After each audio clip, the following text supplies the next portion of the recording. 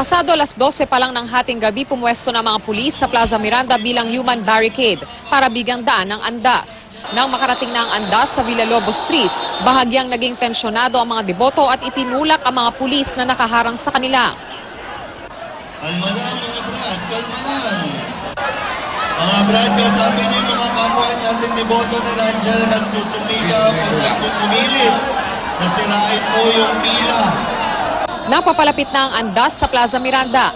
Nagtakbuhan palapit ng simbahan ang mga debotong sumama sa traslasyon at unti-unting nabuwag ang pagkakahanay ng mga pulis. Nang makalapit na ang andas sa gate ng simbahan, dito na nagbigay ng sabay-sabay na papuri ang mga deboto.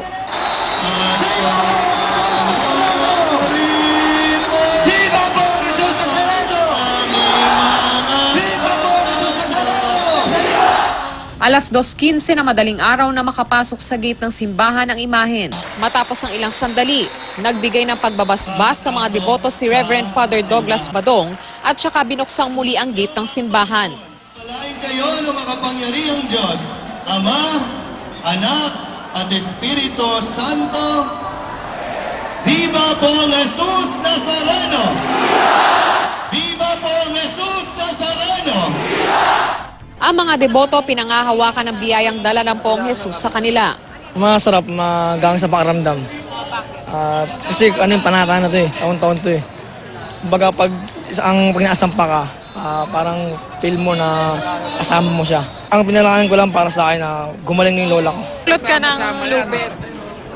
Wala lang po. Swerte daw po. Kaya iniipon ko. Swerte daw po. Ayon sa NCRPO, generally peaceful ang naging pagdaraos ng traslasyon. Overall, naging peaceful ang ating traslasyon. Considering na wala tayong casualty. When we say casualty, walang binawi ng buhay o nasawi. Von Aquino, GMA News.